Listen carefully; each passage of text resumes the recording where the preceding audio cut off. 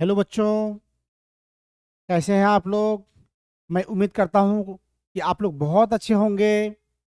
और चलिए, आप सभी का अपना ऑनलाइन क्लासेस में दिल से स्वागत है।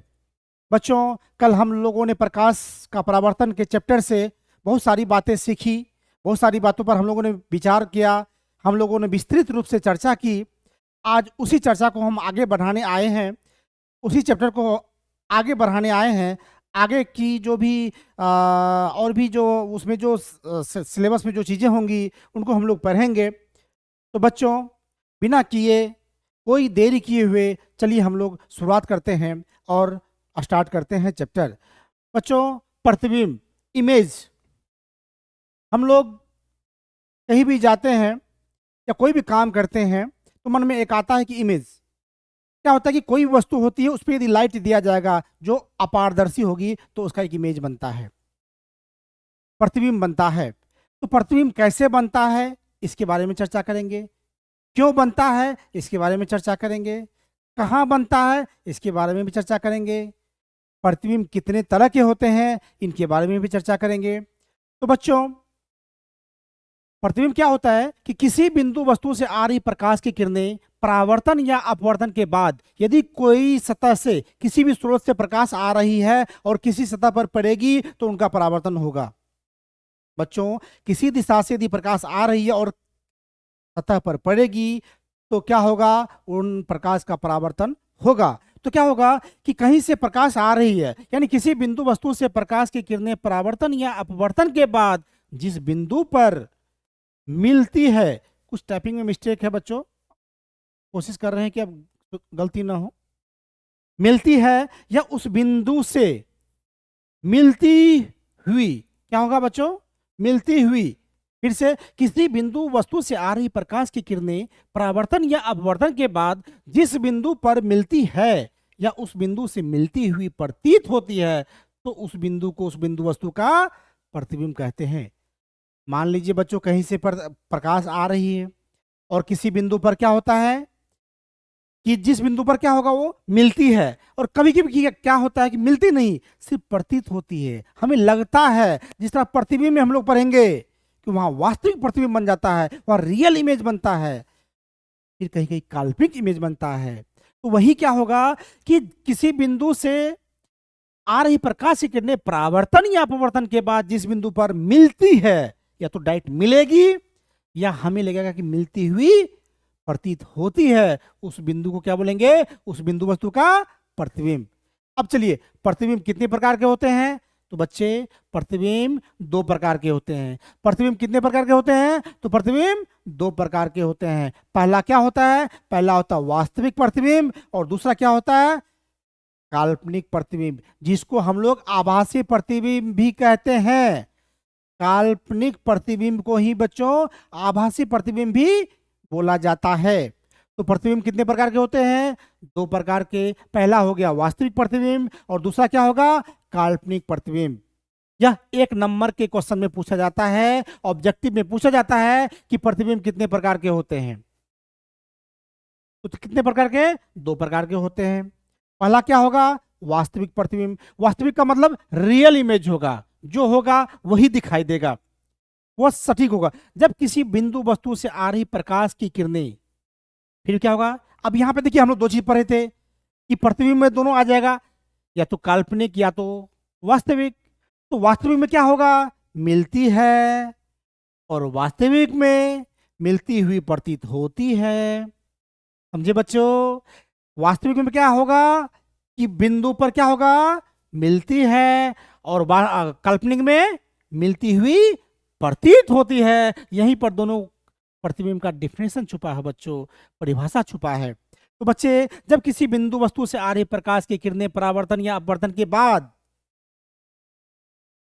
जिस बिंदु पर क्या होगा बच्चों, जिस बिंदु पर मिलती है, क्या होगा, मिलती है, तो वह बिंदु उस बिंदु का क्या क्या कहलाएगा, वास्तविक प्रतिबिंब। जहां पर मिलेगा वहां पर वास्तविक प्रतिबिंब, और जहां पर मिलता हुआ प्रतीत होगा, काल्पनिक प्रतिबिंब। बच्चे याद रखिएगा, जहां पर मिलती है वास्तविक रूप से वहां पर वास्तविक प्रतिबिंब बनेगा, और जहां पर मिलती हुई प्रतीत होती है, डायरेक्ट रूप में मिलती नहीं, मिलती हुई लगती है, प्रतीत होती है, वहां पर काल्पनिक प्रतिबिंब होगा। तो बच्चों, जब किसी बिंदु वस्तु से आ रही प्रकाश की किरणें परावर्तन या अपवर्तन के बाद जिस बिंदु पर मिलती है, तो वह बिंदु उस बिंदु वस्तु का वास्तविक प्रतिबिंब कहलाता है। अब दूसरा है काल्पनिक प्रतिबिंब। तो बच्चों, पहले ही हम बता दिए हैं, मैं बता दिया हूं कि वहां पर मिलती हुई प्रतीत होती है। तो जब किसी बिंदु वस्तु से आ रही प्रकाश की किरणें, कहीं से प्रकाश की किरणें आ रही हैं, उसका परावर्तन या अपवर्तन के बाद क्या होगा, एक एक बिंदु एक बिंदु से क्या होगा, जिस बिंदु से क्या होगा बच्चों, जिस बिंदु से मिलती हुई क्या होगा बच्चों, मिलती हुई प्रतीत होती है, तो वह बिंदु उस बिंदु वस्तु का काल्पनिक प्रतिबिंब कहलाता है। मतलब मिलती हुई प्रतीत होती है तो क्या होगा, उस बिंदु वस्तु का काल्पनिक प्रतिबिंब कहलाता है। तो बच्चों, ये दोनों समझ गए, प्रतिबिंब दो प्रकार के होते हैं, वास्तविक जिसमें डायरेक्ट रूप से प्रकाश मिलती है, और दूसरे में मिलती हुई प्रतीत होती है। इसी आप लोग अनुमान या एग्जाम्पल को देख लीजिएगा। चलिए अब आगे चलते हैं। अब है कि वास्तविक प्रतिबिंब और आभासी प्रतिबिंब या काल्पनिक प्रतिबिंब में अंतर, ये पूछा जाता है बच्चों। ये 3 मार्क का, कभी 4 मार्क का ये पूछा जाता है, 4 मार्क्स का पूछा जाता है, 3 मार्क्स का पूछा जाता है कि वास्तविक प्रतिबिंब और आभासी प्रतिबिंब में क्या अंतर है। बोर्ड एग्जाम में कई बार पूछा गया है, ये बहुत इंपॉर्टेंट क्वेश्चन है, ये भी आई है। ठीक है, इसको बच्चों आप लोग जरूर याद करके कॉन्सेप्ट के साथ रखिए। क्या होगा कि वास्तविक का मतलब क्या होता है बच्चों, रियल या किरणों के वास्तविक कटान से बनता है। हम लोग परिभाषा में पढ़ लिए हैं कि क्या होगा कि वहां मिलेगी वास्तविक, तो वास्तविक रूप से क्या होगा कि यह किरणों के वास्तविक कटान से बनता है। लेकिन यहाँ पे वास्तविक कटान नहीं होगा, यह किरणों के काल्पनिक कटान से बनता है। एक याद कर लिए, दूसरा याद अपने आप हो जाएगा। यह किरणों के वास्तविक कटान से बनता है, तो वास्तविक यहाँ पे हट जाएगा, इसमें यह किरणों के काल्पनिक कटान से बनता है। एक याद करेंगे, एक फ्री मिल जाएगा। दूसरा क्या है कि यदि वास्तविक बनेगा तो उल्टा बनेगा। याद रखना है बच्चों, वास्तविक बनेगा तो उल्टा बनेगा, और काल्पनिक बनेगा तो सीधा बनेगा। याद रखना बच्चों, रियल बनेगा तो उल्टा बनेगा, वास्तविक बनेगा तो यह प्रतिबिंब हमेशा क्या होगा, उल्टा। मतलब वास्तविक प्रतिबिंब क्या बनता है, उल्टा बनता है, तो इसका उल्टा कर देंगे, यह प्रतिबिंब हमेशा क्या हो जाएगा, सीधा। वास्तविक बनेगा तो उल्टा बनेगा, काल्पनिक बनेगा तो सीधा बनेगा। दूसरा क्या है बच्चों कि इस प्रतिबिंब को पर्दा पर उतारा जा सकता है। इसको आप लोग चाहें तो पर्दे पर उतार सकते हैं, लेकिन इसका उल्टा कर देंगे। यदि ये याद हो गया तो इसको याद करने की जरूरत नहीं, यह अपने आप याद हो जाएगा। इस प्रतिबिंब को पर्दे पर उतारा नहीं जा सकता है। देखिए बच्चों, यह दर्पण के क्या बनता है, हमेशा सामने बनेगा, पीछे कभी नहीं बनेगा। याद रखना है। यह भी पूछा जाता है कि यह दर्पण के सामने बनेगा या पीछे बनेगा, तो आप लोगों को जवाब देना है कि वास्तविक प्रतिबिंब हमेशा दर्पण के सामने बनेगा, और ये क्या बनेगा, दर्पण के पीछे बनेगा। यानी दर्पण के सामने बनेगा तो वास्तविक बनेगा, पीछे बनेगा तो काल्पनिक बनेगा। बच्चों, इतनी आसानी से आप लोग को याद हो जाएगा, कोई रट्टा मारने की जरूरत नहीं है। वास्तविक प्रतिबिंब और आभासी प्रतिबिंब में या क्या होगा, या किरणों के वास्तविक कटान से बनता है, तो इसका उल्टा इसको कर देंगे, या किरणों के काल्पनिक कटान से बनता है। ठीक है, यह क्या होगा, हमेशा वास्तविक प्रतिबिंब हमेशा उल्टा होता है या सीधा होता है। यह क्या होता है, यह प्रतिबिंब पर्दे पे जो वास्तविक प्रतिबिंब है वह पर्दे पर उतारा जा सकता है, काल्पनिक को उतारा नहीं जा सकता है। और वास्तविक प्रतिबिंब है जो है बच्चों, यह दर्पण के सामने बनता है, तो यह क्या करता है, आभासी प्रतिबिंब दर्पण के पीछे बनता है। इससे भी पूछा जाता है, इससे भी एक मार्क का ऑब्जेक्टिव पूछा जाता है कि वह आभासी प्रतिबिंब दर्पण के सामने बनता है या पीछे बनता है, तो आप लोगों को जवाब देना है कि दर्पण के पीछे बनता है। इसमें पूछा जाएगा कि वास्तविक प्रतिबिंब दर्पण के सामने बनता है या पीछे बनता है, तो यह दर्पण के सामने बनता है। याद रखना है बच्चों कि जो रियल आदमी होता है, जो सच्चे आदमी होता है, वह किसी के सामने जाने से नहीं डरते हैं। तो इसलिए सामने क्या होगा, रियल इमेज जो है वास्तविक प्रतिबिंब जो है दर्पण के सामने बनेगा। और जो काल्पनिक लोग हैं, जो सच्चे लोग नहीं हैं, वो सामने से जाने से डरेंगे, वो पीछे को बोलेंगे, तो क्या होगा, काल्पनिक होगा या दर्पण के पीछे बनेगा, आप लोगों को याद हो जाएगा। मुझे उम्मीद है कि आप लोग याद कर लीजिएगा और कभी भी यह भूलिएगा नहीं, आपके दिमाग में यह चीज सेट हो चुका है। चलिए बच्चों, अब आगे पढ़ते हैं। तो एक दर्पण अब है समतल दर्पण। क्या बच्चों? समतल दर्पण। ठीक है, ये हो गया समतल दर्पण। समतल दर्पण क्या होता है? अब देखिए, सम का मतलब होता है बराबर, सम का मतलब बराबर, तल का मतलब सतह। जिस दर्पण का सतह बराबर हो, तल बराबर हो, उसे समतल दर्पण कहेंगे। तो समतल दर्पण जब सम हो गया तो याद रखिएगा कि समतल दर्पण में हमेशा प्रतिबिंब बराबर बनता है। किसके? वस्तु के। ये पूछा जाता है। ठीक है, समतल में क्या होता है कि वो ज्यादा विभेद नहीं कर पाता, वो जैसा होता वैसा। यदि आप दर्पण के सामने, यदि समतल दर्पण रख दीजिए और उसके सामने कोई वस्तु रख दीजिए, तो जितना पीछे सामने वस्तु उस दर्पण से दूरी पर रहेगा, दर्पण के पीछे भी उतना ही दूरी पर बनेगा। यानी दर्पण के सामने वस्तु की दूरी जितनी होगी, दर्पण के पीछे भी उतनी दूरी पर उसका प्रतिबिंब बनता है। तो चलिए उसके बारे में हम लोग जान जाते हैं कि समतल दर्पण का विशेषता क्या है बच्चों। ये होगा, अब देखिए, समतल दर्पण जो होता है, यह प्रतिबिंब क्या इसमें में क्या होता है कि इसमें प्रतिबिंब कैसा होता है? काल्पनिक होता है। समतल दर्पण में क्या होता है? प्रतिबिंब हमेशा काल्पनिक बनेगा। ठीक है, क्या बनेगा? काल्पनिक। और जब काल्पनिक बनेगा तो पर्दे पर नहीं उतरेगा। ये आप लोग काल्पनिक प्रतिबिंब पढ़ चुके हैं। तो यह प्रतिबिंब काल्पनिक होता है, इससे पर्दे पर उतारा नहीं जा सकता है। और उसमें हमेशा यदि काल्पनिक होगा तो कैसा बनेगा? सीधा बनेगा। याद है बच्चों? काल्पनिक बनेगा, आभासी बनेगा, तो प्रतिबिंब कैसा होगा? सीधा होगा। और कैसा होगा? हम बोले थे कि वस्तु का समान आकार का, यदि यदि 1 फीट का है तो प्रतिबिंब भी 1 फीट का बनेगा। यदि 1 मीटर का है तो प्रतिबिंब भी समतल दर्पण में 1 मीटर का बनेगा। उसके बाद प्रतिबिंब समतल दर्पण के उतना ही पीछे होता है जितना वस्तु समतल दर्पण के सामने होती है। यदि कोई समतल दर्पण रख दीजिए, उनके सामने कोई वस्तु रख दीजिए, तो वो समतल दर्पण के सामने जितनी दूरी पर होगी, समतल दर्पण से पीछे उतनी ही पीछे वो बनेगी। तो बच्चे, इसमें कोई भी दिक्कत नहीं है। हमको लगता है कि आप लोग बिल्कुल समझ गए होंगे, अच्छे तरीके से समझ गए होंगे। आप लोगों को लग रहा होगा कि सर आज कुछ पढ़े हैं, लगा है कि आज हमारी समझ में फिजिक्स आया है और आज के बाद मैं कभी फिजिक्स नहीं भूलूंगा। तो चलिए बच्चों, अब आगे चलते हैं। दर्पण। दर्पण क्या है बच्चों? दर्पण, जिसको इंग्लिश में बोलते हैं मिरर। क्या बोलते हैं? मिरर। क्या बोलेंगे बच्चों? मिरर। क्या बोलेंगे? मिरर, यानी दर्पण, आईना जिसको बोलते हैं। तो अब देखिए, दर्पण के ये क्या होता है? चिकनी और चमकीली सतह होती है और इसको क्या करते हैं? इसमें प्रकाश का परावर्तन होता है। लेकिन इसमें क्या होता है कि दर्पण में परावर्तन तभी होगा जब उनका एक भाग जो है होगा, वो क्या होगा? वो क्या होगा? रजल रजलित होगा। रज इसका मतलब क्या होता है कि उसका कलई किया हो रहता है। यदि मान लीजिए कोई दर्पण है, तो यहाँ पे क्या होगा? पीछे में कलई किया हुआ है, तो ये परावर्तक सतह हो गया। और कोई वस्तु है जिनका जिनका जो है ये सतह है, तो परावर्तन कैसे हो जाएगा? तो मतलब क्या होता है कि किस दर्पण का क्या होता है कि कभी अंदर का भाग, कभी बाहर का भाग, वो क्या होता है? कलई किया हो रहता है। जिससे क्या होता है कि वहां पे प्रतिबिंब जो है, उसका जो जो प्रकाश है हमारा, उसका परावर्तन होता है। तो बच्चों, आज हम लोग वही पढ़ रहे हैं कि दर्पण, तो दर्पण भी कई प्रकार के होते हैं।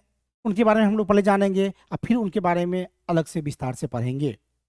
तो बच्चे, आप लोगों को घबराना बिल्कुल नहीं है, क्योंकि आपके साथ आपका राजेश सर आ गया है, आपको मंजिल तक पहुंचाएगा। अपना ऑनलाइन क्लासेस आपको मंजिल तक पहुंचा के ही दम लेगा, बीच में कहीं नहीं छोड़ेगा। एक बार विश्वास करके तो देखिए, आप हमारे साथ जुड़ करके देखिए, हमारे चैनल को सब्सक्राइब करके देखिए। आपको PDF notes, model paper, model set, question bank, test, सब कुछ बिल्कुल फ्री मिलेगा। आप हमसे जुड़े रहिए, सारा चीज मिलेगा।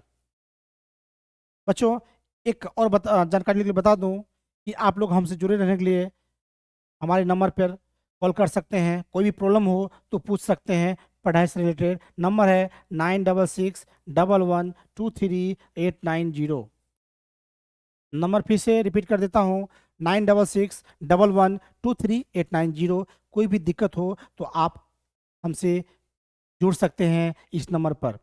आप हमारे व्हाट्सएप चैनल से भी जुड़ सकते हैं। आप अपना ऑनलाइन क्लासेस चैनल सब सर्च कीजिएगा, आ जाएगा। नहीं आए तो आप इस नंबर पे हाई लिख करके भेजिएगा, मैं आपको लिंक भेज दूंगा, आप उससे जुड़ जाइएगा।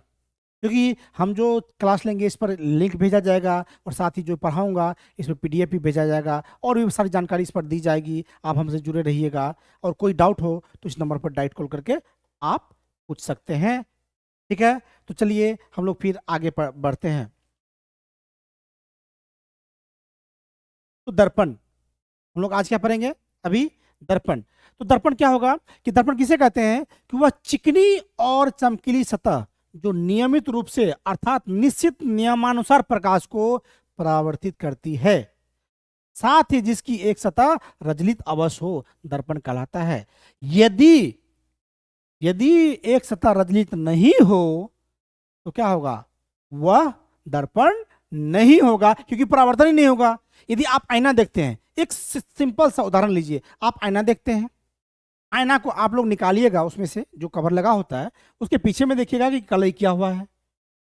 आप उसको कभी जो है उसको हटा के देखिएगा, आपको आर पार दिखाई देने लगेगा, फिर लगेगा आपको अपना मुंह दिखाई नहीं देता, कोई प्रतिबिंब बनता ही नहीं है। तो इसलिए दर्पण का एक भाग जो है वो कलई किया हुआ रहता है, तभी वो दर्पण होगा, नहीं तो वो नहीं होगा। ठीक है, तो वह चिकनी और चमकीली सतह जो नियमित रूप से अर्थात निश्चित नियमानुसार प्रकाश को परावर्तित करती है, साथ ही जिसकी एक सतह रजलित अवश्य हो, दर्पण कहलाता है। दर्पण का डिफिनेशन समझ में आ गया होगा। अब हम लोग चलते हैं कि दर्पण कितने प्रकार के होते हैं। तो दर्पण तीन प्रकार का, समतल दर्पण, गोलीय दर्पण और परवलयिक दर्पण। हम लोग सबसे ज्यादा गोलीय दर्पण के बारे में चर्चा करेंगे। ये छोटा छोटा समतल दर्पण, उनकी विशेषता हम लोग पढ़ ही लिए। समतल दर्पण क्या होता है कि जिनका तल जो है वो बराबर होता है। ठीक है, और गोलीय दर्पण क्या होता है कि ये बिल्कुल गोलाकार होता है, इसके बारे में हम लोग अभी विस्तार से चर्चा करेंगे। और परवलयिक जो है ये क्या होता है कि अंडा अनुसार जो होता है ये ऐसे होता है। ठीक है, ये इस तरह का होता है, ये इस तरह का दर्पण होता है। ठीक है, ये परवलयिक होता है। तो इसके बारे में पढ़ेंगे, इसका डेफिनेशन पढ़ेंगे। तो समतल दर्पण के बारे में तो हम लोग बता ही दिए कि इनका क्या होता है, तल बराबर होता है और इन पे प्रतिबिंब जो है वो वस्तु के बराबर बनता है और दर्पण से उतना ही पीछे बनता है जितना दर्पण के सामने जितनी दूरी पर वस्तु रखा गया हो। तो चलिए बच्चों आगे हम लोग पढ़ते हैं एक एक बारे में। सबसे पहले अब डिफिनेशन पहले जान लेते हैं और उसके बाद जो है हम लोग गोलीय दर्पण के बारे में विस्तृत रूप से चर्चा करेंगे, जो आज हम आप लोगों को बताएंगे। अब देखिए पहले इसका डिफिनेशन पढ़ लेते हैं। ठीक है बच्चों,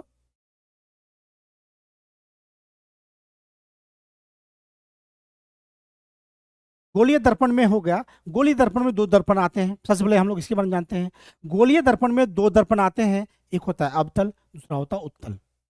गोलीय दर्पण ये दोनों एक ही दर्पण का भाग है, दोनों गोलीय दर्पण का भाग है, याद रखिएगा। ये गोलीय दर्पण का अवतल और उत्तल दर्पण दोनों गोलीय दर्पण का भाग है। तो गोलीय दर्पण का भाग है अवतल और उत्तल, ये गोलीय दर्पण से बना है। अब देखिए समतल दर्पण क्या होता है कि जिस दर्पण की परावर्तक सतह समतल होती है उसे समतल दर्पण कहते हैं। सिंपल सा हम लोग पढ़े थे। फिगर कैसा बनेगा, एक लाइन खींच दीजिए सीधी और ये जो है इधर से कलई किया हुआ है और उधर उधर ये समतल सतह है। परावर्तक सतह क्या है इसका? समतल है बच्चों। तो क्या हो गया? समतल दर्पण हो गया। तो जिस दर्पण की परावर्तक सतह समतल होती है उसे समतल दर्पण कहते हैं। या रटने की बिल्कुल जरूरत नहीं है, कोई आवश्यकता नहीं है, सिर्फ याद रख, इसे दिमाग में बिठा लीजिए, कॉन्सेप्ट ले लीजिए कि समतल का मतलब तल बराबर। तो जिस दर्पण की परावर्तक सतह समतल हो उसे समतल दर्पण कहते हैं। अब देखिए परवलयिक दर्पण क्या होता है कि वह दर्पण जो पूर्णतः गोलीय नहीं होता है, पूरा गोलाकार नहीं होगा, परवलयिक दर्पण कहलाता है। ये पूरा इसमें इतना, जिसमें से ज्यादा क्वेश्चन नहीं पूछा जाता है। ये अवतल दर्पण उत्तल दर्पण से बहुत सारा क्वेश्चन पूछा जाता है। तो अवतल दर्पण क्या होगा कि जिस दर्पण का परावर्तक सतह, जिस दर्पण का परावर्तक, परावर्तक क्या होगा, जिस दर्पण का परावर्तक सतह, जिस दर्पण का परावर्तक सतह धंसा हुआ, सॉरी यहाँ पे मिस्टेक है, धंसा हुआ रहता है उसे अवतल दर्पण कहते हैं। क्या होता है कि जिस दर्पण का परावर्तक सतह क्या होता है, धंसा रहता है। जैसे जैसे देखिए हम लोग इधर क्या है, इधर कलई क्या हुआ है और इधर क्या है, ये परावर्तक सतह है। तो ये क्या हुआ, अंदर का भाग क्या है इसका, धंसा हुआ है, तो ये क्या कहलाएगा, अवतल दर्पण कहलाएगा। यानी जिस दर्पण का परावर्तक सतह, जिस दर्पण का परावर्तक सतह धंसा हुआ रहेगा उसे अवतल दर्पण कहेंगे। और उत्तल दर्पण जिस दर्पण का परावर्तक सतह उभरी रहती है, अर्थात केंद्र के विपरीत दिशा में रहती है, उत्तल दर्पण कहलाता है। जैसे देख लीजिए बच्चों, ऐसे हो गया,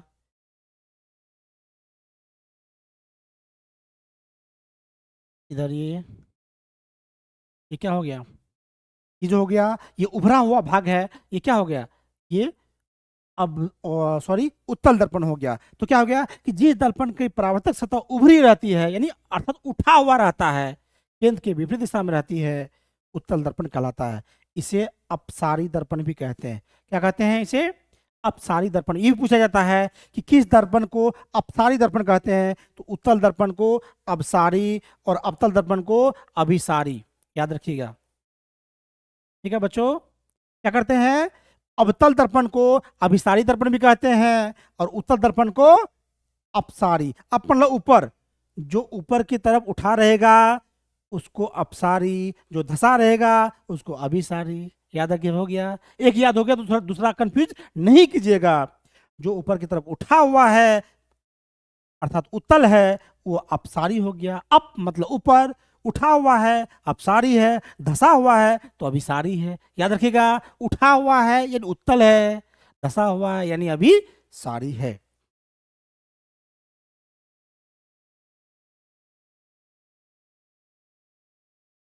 अब चलिए बच्चों, हम लोग थोड़ा सा गोलीय दर्पण जो है हम लोग यहाँ पे चर्चा करते हैं। ठीक है,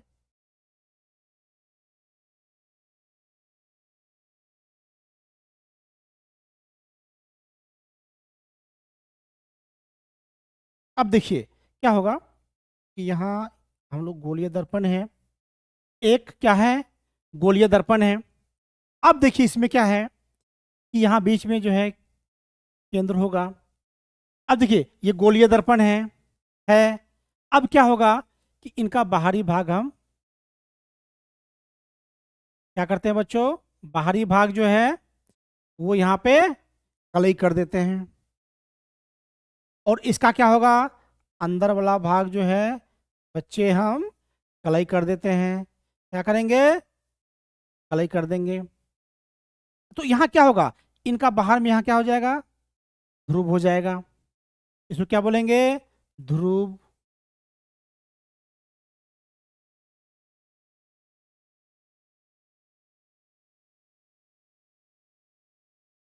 अब इसका ध्रुव किधर हो जाएगा, ये अंदर हो जाएगा।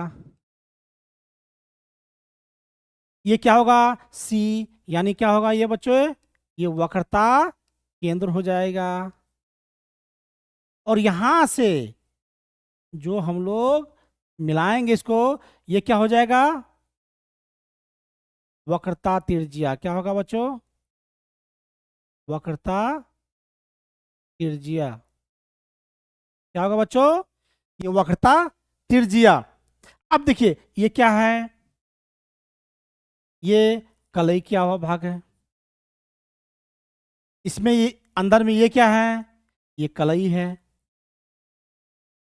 तो ये कौन सा दर्पण हो गया, ये उठा हुआ है तो उत्तल दर्पण हो गया। इनका अंदर का भाग धसा हुआ है तो ये कौन सा दर्पण हो गया बच्चों, ये अवतल दर्पण हो गया। कौन सा दर्पण हो गया बच्चों, अवतल दर्पण हो गया। अब इस अक्ष को जो यहां से केंद्र से ये जो ध्रुव को मिलाने वाली रेखा है, इसको क्या बोलते हैं? इस रेखा को क्या बोलेंगे बच्चों? प्रधान अक्ष या मुख अक्ष। क्या बोलेंगे? प्रधान अक्ष या मुख अक्ष। इसको भी क्या बोलेंगे बच्चों? प्रधान अक्ष या मुख्य अक्ष अक्ष बोलेंगे। बच्चों समझ में आ रहा है? तो ये जो भाग हो गया, ये क्या हो गया? ये अवतल दर्पण हो गया। इसका देखिए धसा हुआ भाग में परावर्तक सतह है, और इसका जो है ये उत्तल दर्पण हो गया। यहाँ पर उठा हुआ भाग में परावर्तक सतह है। ये यहाँ पे ध्रुव हो गया यहाँ पर, और यहाँ पे क्या हो गया? इसका अंदर का भाग में यहाँ पे क्या हो गया? ध्रुव हो गया। बीच में जो सेंटर है ये वक्ता केंद्र हो गया, और यहाँ से केंद्र की दूरी को क्या बोलते हैं? देखिए वक्ता त्रिज्या बोलते हैं। और ये कलई क्या भाग है? तो ये अवतल दर्पण हो गया, ये उत्तल दर्पण हो गया। ठीक है बच्चों, हमको लगता है कि अब जो बच्चे इस फिगर से, यदि यह फिगर आपके दिमाग में आ गया तो बच्चों विश्वास कीजिए कि आप इससे एक भी क्वेश्चन नहीं छूटेगा। अब कैसे पूछेगा? वक्ता केंद्र, ध्रुव, प्रधान अक्ष, कलई। कलई तो इससे क्या होगा? बाहरी भाग, अंदर का भाग जो है ये धसा हुआ भाग में कलई नहीं होता है। अवतल दर्पण में जो उठा हुआ भाग है तो वहां कलई होता है, और जो धसा वाला भाग है वहां परावर्तन होता है। तो आपको इससे कोई भी क्वेश्चन नहीं छूटेगा। तो अब है कि अब इसी के बारे में हम लोग पढ़ेंगे। ठीक है, तो कहता कि वक्ता केंद्र, तो गोलीय दर्पण, यानी अभी आप लोगों को बताया कि वक्ता केंद्र यानी गोलीय दर्पण, जिस खोखले गोले का एक भाग होता है, उस गोले के केंद्र को वक्ता केंद्र कहते हैं। और इसे प्राय किससे कहा है, सूचित किया जाता है? शीर्ष सी से, सेंटर। ठीक है, इसको सूचित किससे करते हैं? सी से करते हैं। और गोलीय दर्पण का क्या होता है? खोखले गोले का एक भाग होता है, और उस गोले के केंद्र के को क्या बोलते हैं? दर्पण का वक्रता केंद्र कहते हैं बच्चों। ठीक है, अब देखिए ध्रुव क्या होगा? तो गोलीय दर्पण के ज्यामितीय केंद्र को, गोलीय दर्पण के ज्यामितीय केंद्र को दर्पण का ध्रुव कहते हैं। ठीक है, और इसको प्राय पी फॉर पोल, पोल से सूचित करते हैं। अब मुख अक्ष वो क्या होता है? जो गोला होता है, गोलीय दर्पण होता है, उसके बीच से सीधे मुख अक्ष जो है वो प्रधान अक्ष, जो उसको प्रधान अक्ष बोलते हैं। तो मुख अक्ष क्या होगा कि दर्पण के ध्रुव और वक्ता केंद्र को मिलाने वाली रेखा को दर्पण का मुख अक्ष या प्रधान अक्ष कहते हैं। मतलब आप लोग पढ़े थे कि जो पी था और वहीं से जो गया था रेखा, उसी को मिलाने वाली रेखा जो थी, यानी दर्पण के ध्रुव और वक्ता केंद्र को मिलाने वाली रेखा को क्या बोलते हैं? दर्पण का मुख अक्ष या प्रधान अक्ष कहते हैं। अब देखिए दर्पण का द्वारक, तो दर्पण की चौड़ाई, दर्पण की जितनी चौड़ाई होती है वो दर्पण का द्वारक कहलाता है। अर्थात क्या होगा? दर्पण का वह भाग जिससे प्रकाश का परावर्तन वास्तविक रूप से होता है, दर्पण का द्वारक कहलाता है। मतलब दर्पण का जो चौड़ाई होगा, दर्पण का द्वारक, लेकिन कौन सा? यदि ये अवतल दर्पण है तो ये हो गया उनका द्वारक, ये चौड़ाई, क्योंकि यहां से परावर्तन होती है। और यदि अवतल होगा तो क्या होगा? परावर्तक के क्या होगा? यहाँ तो कलई क्या होगा? अंदर अंदर वाला भाग, यहाँ क्या होगा? परावर्तक सतह, तो उसका क्या होगा? यहाँ से लेकर यहाँ तक उसका क्या होगा? द्वारक हो जाएगा। तो दर्पण की चौड़ाई दर्पण का द्वारक कहलाता है। अर्थात क्या होगा कि दर्पण का वह भाग जिससे प्रकाश का परावर्तन वास्तविक रूप से होता है, वह दर्पण का द्वारक कहलाता है। मतलब क्या होना चाहिए? प्रकाश का परावर्तन होगा वहां से, यदि परावर्तन नहीं होगा तो द्वारक, मतलब क्या होगा कि जो चमकीली सतह होगी वहां से उसको क्या बोलेंगे? द्वारक बोलेंगे। अब देखिए वक्ता त्रिज्या, तो दर्पण जिस गोले का भाग है उस गोले की त्रिज्या को, मतलब एक दर्पण है और यहाँ पे केंद्र है, यहाँ से जो दूरी है इसको क्या बोलते हैं? त्रिज्या को वक्ता त्रिज्या। ये क्या हो गया? सी हो गया, ये हो गया आर। अब देखिए क्या होता है कि दर्पण जिस खोखले गोले का भाग है उस गोले की त्रिज्या को, यानी इसकी जो रेडियस है, इसकी जो त्रिज्या है, इसको क्या बोलेंगे? दर्पण की वक्ता त्रिज्या कहते हैं। और इसको हमेशा आर से सूचित किया जाता है। सॉरी, हाँ ठीक है, किससे? आर से सूचित किया जाता है।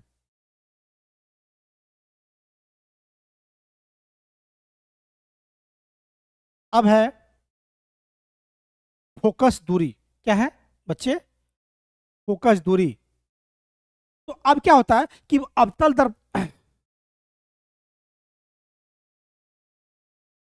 अवतल दर्पण के ध्रुव तथा मुख्य फोकस के बीच की दूरी को फोकस दूरी कहते हैं।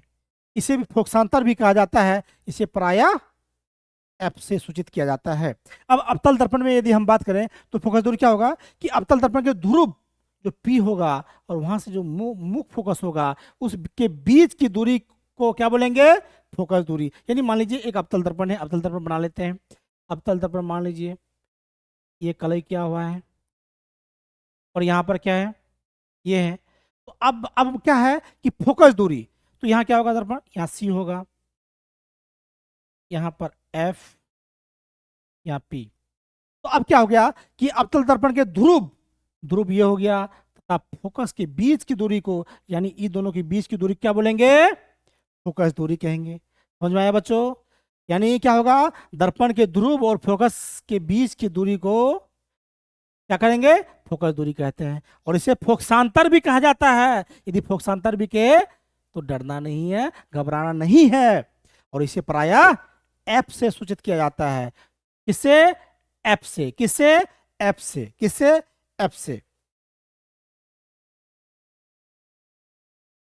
तो बच्चों मैं उम्मीद करता हूं कि आप लोग जो आज पढ़े वह समझ में आया होगा। अच्छे तरीके से हम लोग इस बात पर चर्चा किए, बेहतरीन तरीके से हम लोग अपनी बात रखे, एक एक पॉइंट पर विस्तृत रूप से चर्चा किए। तो बच्चों आज का क्लास आपको कैसा लगा? इसमें क्या चीज़ अच्छा लगा या कोई क्वेश्चन हुआ आपसे, या आपको कुछ तरह का कोई मन में सवाल है तो आप बेधड़क हमारे कमेंट बॉक्स में कमेंट कीजिए, हम उनका आंसर देंगे। या हमारे नंबर जो है, एक बार फिर नंबर सजा कर देता हूँ। मोबाइल नंबर है 9661123890। इस नंबर पर आप हमें कॉल कीजिए। आपको बेहतरीन तरीके से सभी सवालों का उत्तर देने की कोशिश की जाएगी, आपको उत्तर दिया जाएगा। पढ़ाई से रिलेटेड कोई प्रॉब्लम हो तो आपको सॉल्यूशन बताया जाएगा। तो आप 9661123890 पर कॉल कर सकते हैं और हमसे बात कर सकते हैं। तो बच्चों आज के लिए बस इतना ही। मिलते हैं अब अगले क्लास में। तब तक के लिए आपको ढेर सारा प्यार। धन्यवाद। Thank you. Thank you.